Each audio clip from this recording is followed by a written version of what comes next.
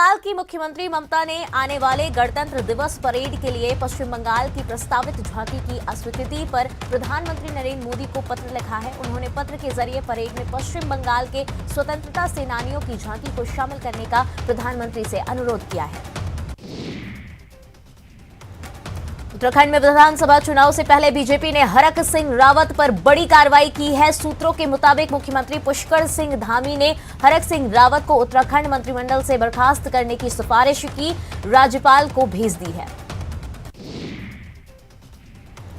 उत्तर प्रदेश की बाकी बची सीटों के लिए आज बीजेपी की कोर कमेटी की फिर दिल्ली में बैठक होगी। साथ ही में संजय निषाद के साथ भी बैठक संभव है और अनुप्रिया पटेल के साथ भी बैठक हो सकती है। निषाद पार्टी के अध्यक्ष संजय निषाद आज दिल्ली आ रहे हैं, जहां उनकी केंद्रीय गृह मंत्री अमित शाह और बीजेपी के प्रदेश चुनाव प्रभारी और केंद्रीय शिक्षा मंत्री धर्मेंद्र प्रधान से मुलाकात होगी। गठबंधन पर मुहर लगेगी। अलवर कांड को लेकर प्रदेश सरकार ने बड़ा फैसला लिया है। अब अलवर मामले की सीबीआई जांच होगी। केंद्र सरकार से सीबीआई जांच की सिफारिश करेगी गहलोत सरकार।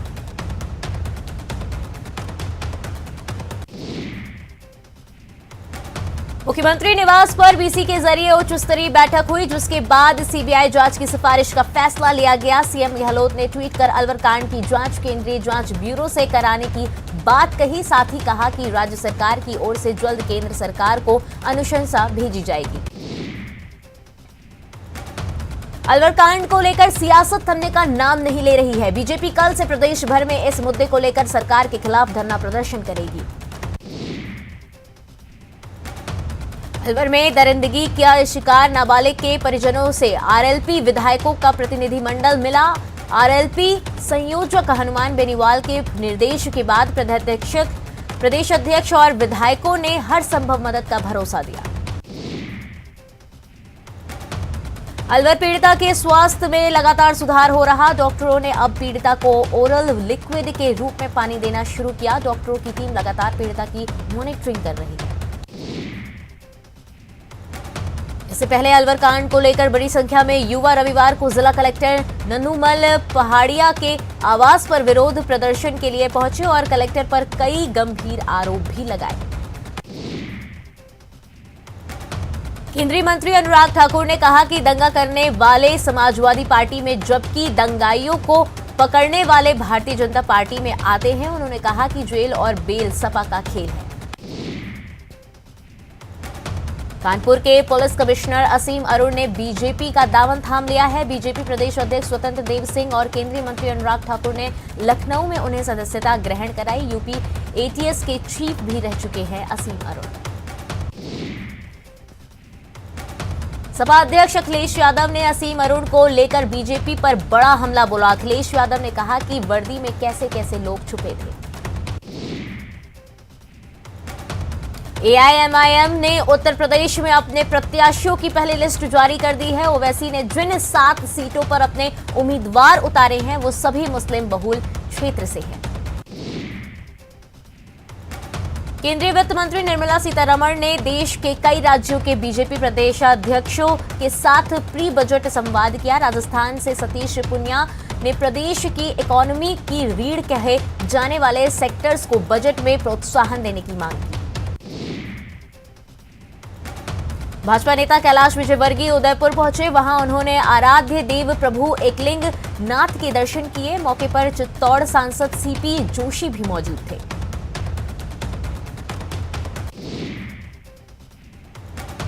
देश में पिछले 24 घंटे में कोरोना के वायरस के 2,71,202 नए मामले सामने आए हैं और 1,38,331 रिकवरी हुई है। वहीं 24 घंटे में 314 लोगों की कोरोना से मौत हुई है।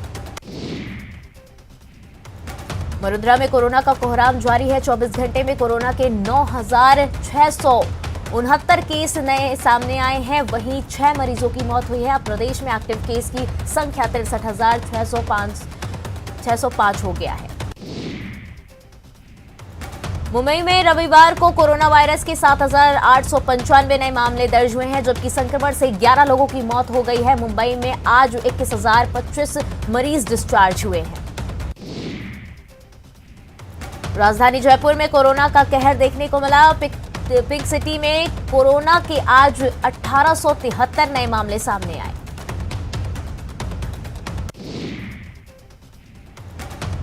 राजसमंद में रविवार को कोरोना के 180 नए मरीज मिले हैं। इसी के साथ जिले में अब करीब 642 कोरोना के एक्टिव मरीज हैं।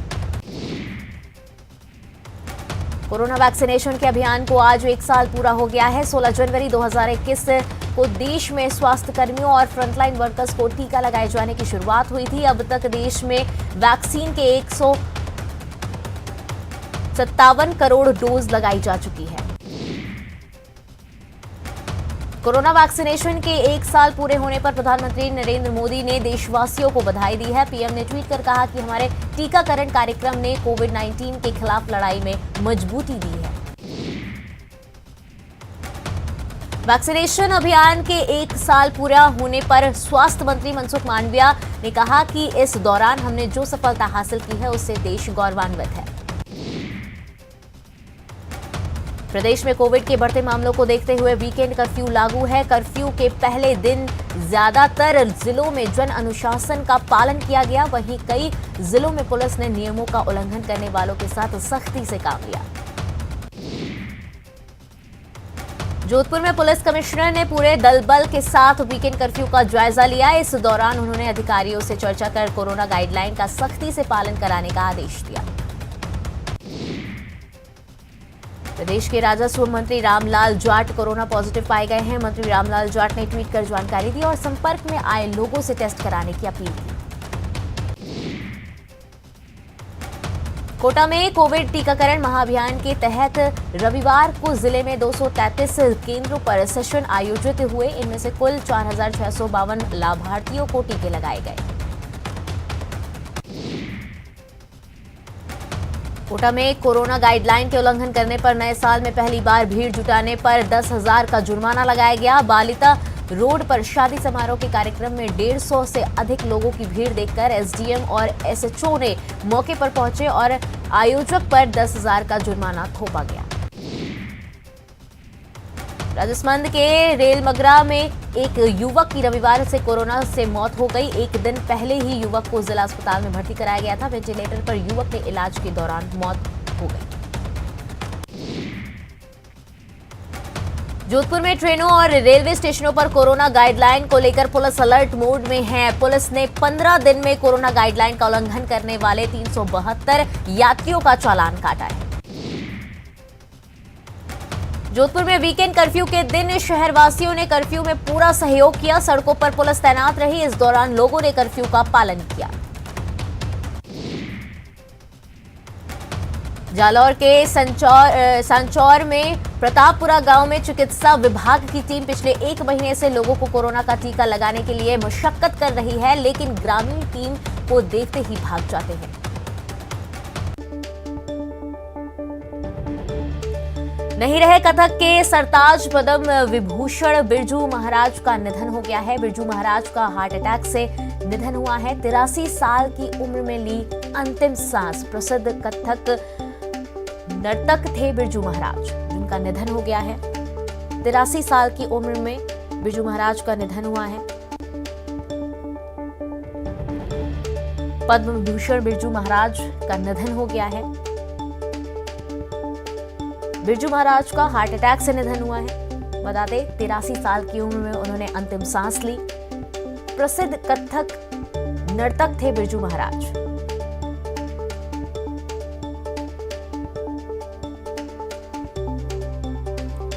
नहीं रहे कथक के सरताज पद्म विभूषण बिरजू महाराज।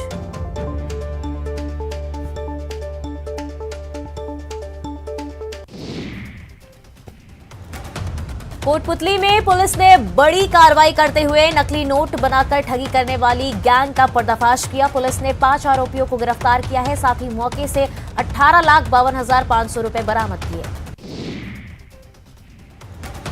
राजसमंद के कांकरोली थाना क्षेत्र में 14 वर्षीय बालिका के साथ दुष्कर्म के बाद पीड़िता के 8 माह गर्भ से होने के मामले में राज्य बाल अधिकारिता संरक्षण आयोग ने संज्ञान लिया। राजसमंद की केलवाड़ा थाना पुलिस ने अपने चाचा की हत्या के आरोपी भतीजे किशन लाल को गिरफ्तार कर लिया है। चूरू के गांव गाजसर के पास रविवार को कचरे के ढेर में नवजात बच्चे का शव मिलने से हड़कंप मच गया। पुलिस ने शव को कब्जे में लेकर जांच शुरू कर दी है। बूंदी में पुलिस ने फर्जी पत्रकार और नेता बनकर खान व्यवसायियों से अवैध वसूली करने के आरोप में 2 लोगों को गिरफ्तार किया है। बूंदी में ट्रैक्टर चोर गिरोह का पर्दाफाश करते हुए 2 चोरों को गिरफ्तार कर लिया गया है। उनके कब्जे से चोरी का ट्रैक्टर भी बरामद कर लिया गया है। धौलपुर के राजाखेड़ा में पुलिस ने कार्रवाई करते हुए गांव गड़ी तड़ावाली में चंबल नदी से अवैध रेत निकासी के रास्तों को जीसीबी से खुदवाकर बंद करवाया। प्रतापगढ़ में पुलिस ने शहर में 1 माह पहले हुई लाखों रुपए की चोरी के मामले में का पर्दाफाश करते हुए एक आरोपी को गिरफ्तार किया है। कोटा में स्टोन फैक्ट्री में काम करते वक्त हादसे में एक मजदूर की मौत हो गई। पुलिस ने शव को पोस्टमार्टम करवाकर परिजनों को सौंप दिया। करौली में मंडेरू गांव में राजकीय माध्यमिक विद्यालय के कमरों की हालत जर्जर है, जिसको लेकर ग्रामीण ने रोष व्यक्त करते हुए कहा कि जल्द ही स्कूल की हालत अगर सुधारी नहीं गई तो आंदोलन करेंगे। करौली के टोड़ा भीम उपखंड के खिरखिड़ी गांव में 33 केवी बिजली जीएसएस के निर्माण कार्य में घटिया सामग्री के उपयोग का आरोप लगाते हुए ग्रामीणों ने विरोध प्रदर्शन किया। पाली के बाली नगर पालिका के वार्ड 3 के लोगों को 12 साल के लंबे इंतजार के बाद हैंडपंप मिला तो लोग पानी भरने के बाद खुशी से झूमने लगे। आज राजस्थान वक्फ बोर्ड के नए चेयरमैन का चुनाव होगा। सुबह 11 बजे से मतदान की प्रक्रिया शुरू होगी, जिसमें बोर्ड के 9 सदस्य मिलकर नए अध्यक्ष का चुनाव करेंगे। मशहूर फिल्म अभिनेता अक्षय कुमार अपने परिवार सहित रणथंभौर पहुंचे हैं। फिल्म अभिनेता अक्षय कुमार अपने परिवार सहित रणथंभौर के होटल शेरबाग में ठहरे हैं, जहां पर उन्होंने एक गाय को अपनी बेटी के साथ दुलार भी किया। बीकानेर में भारत पाक बॉर्डर पर घुसपैठ की आशंका के चलते बीएसएफ अलर्ट मोड पर है। खराब मौसम और धुंध को देखते हुए दोगुनी ताकत से पेट्रोलिंग शुरू कर दी गई है। भारतीय युवा शटलर लक्ष्य सेन ने India open super badminton tournament अपने नाम कर लिया है। लक्ष्य ने फाइनल में वर्ल्ड चैंपियन लो कीन यू को सीधे गेम्स में हराकर खिताब जीत लिया। तो फिलहाल समय छोटे से ब्रेक का। ब्रेक के बाद फौरन हाजिर होंगे।